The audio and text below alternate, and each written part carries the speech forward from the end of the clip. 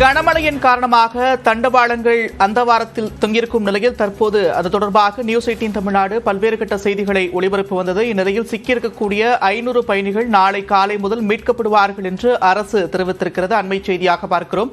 இது தொடர்பான கூடுதல் விவரங்களோடு செய்தியாளர் கோகுல் இணைப்பில் இருக்கிறார். கோகுல், விவரங்கள். தூத்துக்குடி மாவட்டம் ஸ்ரீவைகுண்டம் பகுதியில் தண்டவாளத்தில் முழுவதும் வெள்ள நீர் சூழ்ந்ததால் ரயிலில் ஏறக்குறைய 500க்கும் மேற்பட்ட பயணிகள் அங்க தவித்துக்கிட்டு இருக்காங்க. தொடர்ந்து அங்க இருக்கக்கூடிய பொதுமக்களுடைய பிரச்சனைகள் குறித்து நியூஸ் 18ல தொடர்ந்து செய்திகள் வெளியிட்டோம். ரயிலில் பயணித்த பயணிகள் நியூஸ் 18க்கு தொடர்பு கொண்டு அங்க இருக்கக்கூடிய பிரச்சனைகள் குறித்தெல்லாம் தெரிவித்திருந்தார்கள். இதனுடைய செய்தி எதிரொலியாக தற்பொழுது உள்துறை செயலாளர் அமுதாவும் அதே போல போக்குவரத்து துறை செயலாளர் பணிந்த ரெட்டியும் செய்தியாளர்களை சந்திக்கும் போது நாளை காலை முதல் அங்க இருக்கக்கூடிய பயணிகளை மீட்கக்கூடிய பணி தீவிரமாக நடைபெறும் என்றும் அதற்காக தேசிய பேரிடர் மீட்பு படையும் மாநில பேரிடர் மீட்பு படையும் ராணுவத்தினரும் இந்த மீட்பு பணியில் ஈடுபட உள்ளதாக தெரிவித்திருக்கிறார். மேலும் அது மட்டுமல்லாமல் இன்று மதியானம் அவர்களுக்கு உணவு வழங்குவதற்கான ஏற்பாடுகள் செய்யப்பட்டதாகவும் அதே போல இரவில் உணவு வழங்குவதற்கு அங்க இருக்கக்கூடிய மாவட்ட நிர்வாகத்திற்கும் உள்ளாட்சி பிரதிநிதிகளுக்கும் உத்தரவிடப்பட்டு இரவு நேர உணவுகள் தயார் செய்யப்பட்டு வருவதாகவும் தெரிவித்திருக்கிறாங்க. ஹெலிகாப்டர் மூலம் உணவு வழங்குவதற்கு ஏற்பாடுகள் செய்யப்பட்டதாகவும் சூலூரில் இருந்து மதுரை வந்த ஹெலிகாப்டர் அங்கிருந்து உணவுப் பொருட்களை ஏற்றிக்கொண்டு செல்லும் போது இரவு நேரம் ஆகிவிட்டதால் அங்கு ஹெலிகாப்டர் செல்ல முடியாத ஒரு சூழல் இருந்ததாகவும் நாளை காலை முதல் ஹெலிகாப்டர் மூலமும் அங்கு உணவு வழங்குவதற்கான ஏற்பாடுகள் செய்யப்படுவதாகவும் தேசிய பேரிடர் மீட்பு படையினர் இரவே அங்கு செல்வதற்கான வாய்ப்பு இருப்பதாகவும் ஏற்கனவே அங்கு தண்ணீர் அதிக அளவில் இருப்பதால் செல்ல முடியாத ஒரு சூழல் இருந்ததாகவும் தற்பொழுது ராணுவமும் தேசிய பேரிடர் மீட்பு படையும் கூடுதலாக வரவழைக்கப்பட்டு அந்த பகுதிக்கு செல்வதற்கான அனைத்து ஏற்பாடுகளும் செய்யப்பட்டிருப்பதாக தெரிவித்திருக்காங்க. தொடர்ந்து அங்க இருக்கக்கூடிய பயணிகளுக்கு உணவு வழங்கப்படவில்லை, மருத்துவ உதவிகள் எல்லாம் தேவைப்படுவதாக நியூஸ் 18ல செய்தி வெளியிட்டிருந்தோம்.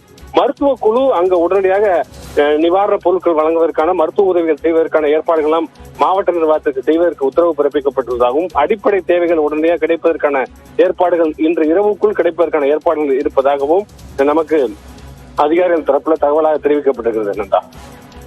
நன்றி கோகுல், விரிவான விவரங்களுக்கு. இது தொடர்பாக செயலாளர் அமுதா அதே போல செயலாளர் பணிந்த ரெட்டி உள்ளிட்டோர் செய்தியாளர்களை சந்தித்த காட்சிகளை தற்போது பார்க்கலாம்.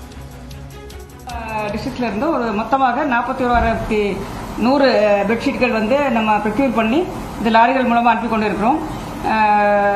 மேக்சிமம் தூத்துக்குடியில் டேமேஜ் உள்ளனால ஒரு 30,000 பெட்ஷீட்டுக்கு மேல தூத்துக்குடிக்கும் 10,000 பெட்ஷீட்ஸ் திருநெல்வேலிக்கும் போறதுக்கு ஏற்பாடு பண்ணியிருக்கோம்.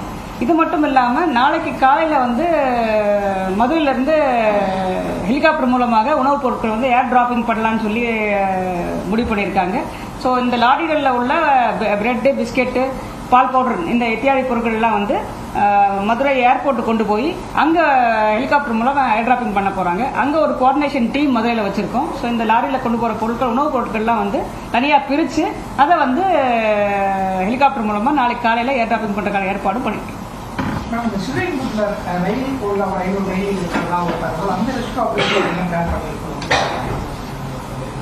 இல்லை, அங்கே தண்ணி மிக அதிக அளவிலையும் வேகமாகவும் ஓடிக்கொண்டிருக்கின்றது.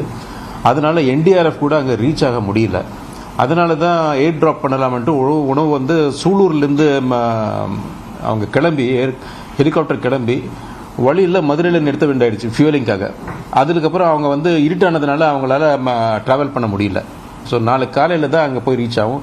அதுக்குள்ளே நாங்கள்